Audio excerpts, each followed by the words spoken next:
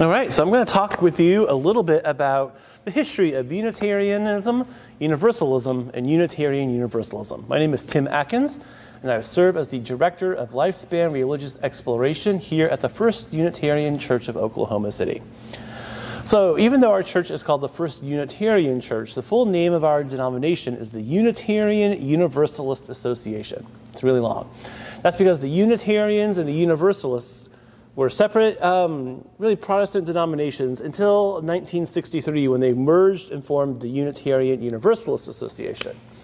So let's talk a little bit about the history on the Unitarian side.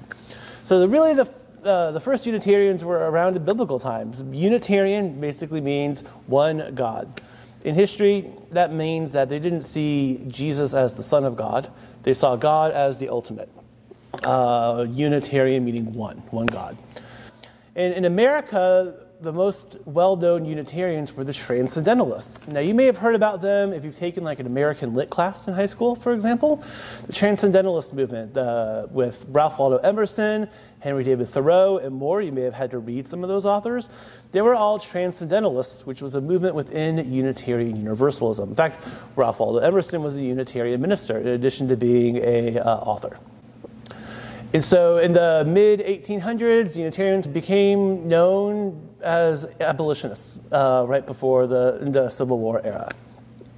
The Unitarians eventually, as I said, merged with the Universalists in 1963. So let's talk about the Universalist side.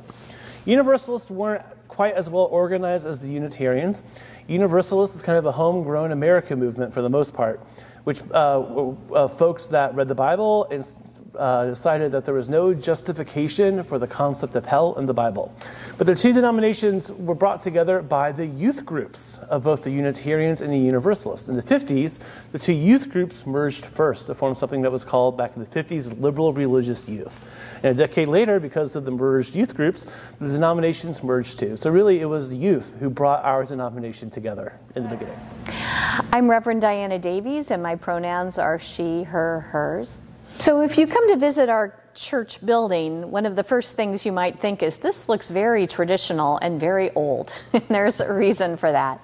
We are actually one of the oldest congregations in Oklahoma City. We were founded in 1893, which means we were founded just 4 years after Oklahoma City was founded. This building, however, wasn't built until 1928. And that time in between 1893 and 1928, we met various places, including in the building that at the time was on Broadway Circle and was owned by Temple B'nai Israel. So our connection between the two congregations goes way back a long time. From the very beginning, we were a congregation that was involved in our community. Back in the 1940s, we were a little scandalous because we were the center for a clinic that tested for sexually transmitted infections when nobody who was decent talked about that. We were one of the first congregations to be openly affirming of and welcoming to lesbian, gay, and bisexual people.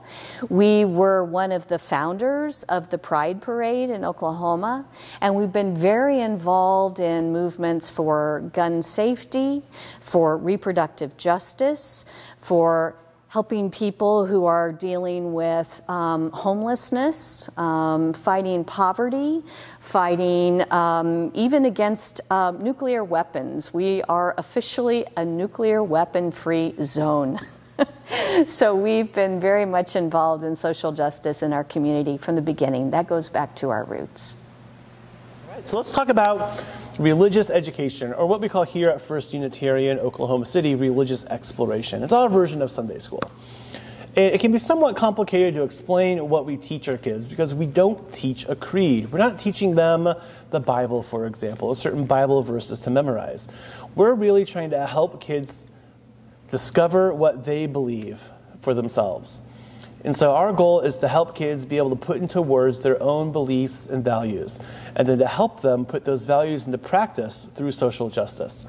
So for example, our kind of capstone course, you could call it, is coming of age. This is our version of a bar/bat mitzvah. in our version of like confirmation in the Catholic Church.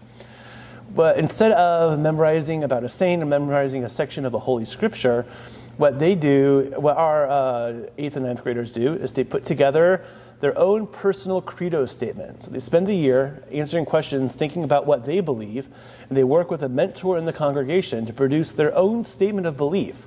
And at the end of the school year, in a special worship service, they read it out for the whole congregation to hear. That's called Coming of Age, is one of our special programs. So at the beginning of all of our services, we always light a chalice. And here at First Unitarian, as we light the chalice, we say, we light our chalice to represent the beginning of our sacred time together.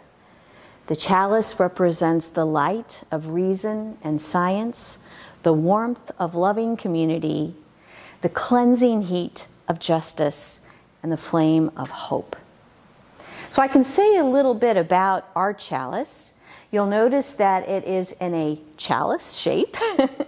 That is very intentional because it is representative of this cup of life, of the spirit of life, of the life with which we are all gifted, and reminds us that we are part of this interconnected being, this internet-connected web of all being. We also have the flame, which, as I mentioned before, is representative of so many things, including the flame of hope. And we have these 2 rings around this particular chalice, and that also has significance. We have the 2 circles because one of them represents Unitarianism and one of them is Universalism. The history of the chalice symbol is directly tied to our social justice work. Back at the time of the Second World War, we had a Unitarian minister and his wife. They were the Sharps, and they went to Europe to help to bring dissidents, Jewish children, people who were at risk of their lives from the Nazis, to bring them to safety in the United States. And as they were doing that, they realized that they needed to have some kind of official-looking stamp to put on their documents, some kind of a logo, something that made them look like a formal organization. And so they worked with a local artist who came up with this idea of the flaming chalice. That became the symbol then that was stamped onto those documents to help people find their freedom in the United States. So here at First Unitarian, one of our most important beliefs is about the inherent worth and dignity of every person. That means that everyone belongs, whether you're a child, youth, adult, gay, straight, unknown, unsure, whether you are cisgender or genderqueer or non-binary, whatever your identification is, you are welcome at our church. So we have, for example, a library down in our youth room that's got a bunch of books that have recently been banned by some of the school systems in the area, because we want our children to have access to those materials that helps them with their identity formation. So if you were to walk into First Unitarian on a given Sunday, you might see a worship service that looks fairly traditional in many sense, like a Christian congregational church service that you might expect. And again, that's because our roots are in Christianity. You'll see a minister standing in the pulpit giving a sermon. You'll see a choir. You'll hear a prayer or a meditation. There will be hymns that are sung. All of these things are fairly traditional. But what is different is our sources. So we might read a verse from the Christian scriptures. We might read a text from Hebrew scriptures. We might read something from the Quran. We might read something from the Bhagavad Gita. We might read something from secular literature, from poetry, even from a political manifesto. And that is because for Unitarian Universalist, truth is not sealed. And what that means is there's no single scripture. In effect, anything that is representative of the human spirit is sacred and is holy. So that means we draw from many different sources. Those sources include the Jewish and Christian traditions, also other world faiths.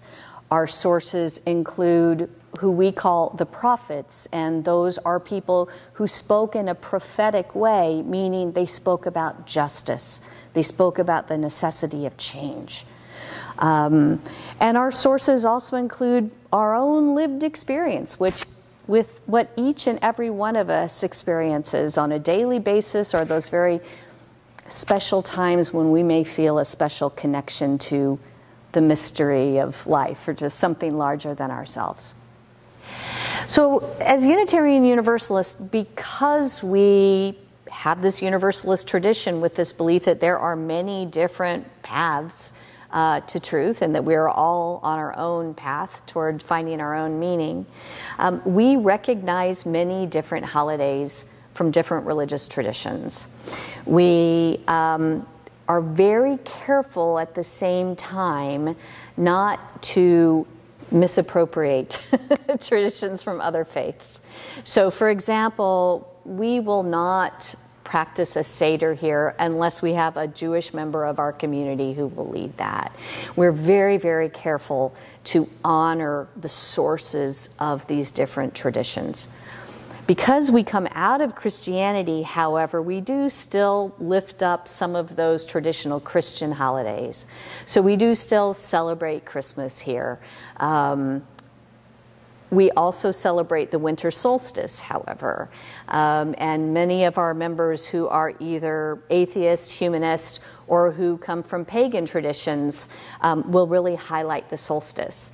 There is a particular winter event that is celebrated by many humanists in our congregation called Human Light.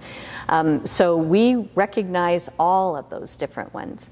We do have two sacred ceremonies that are specifically Unitarian Universalist.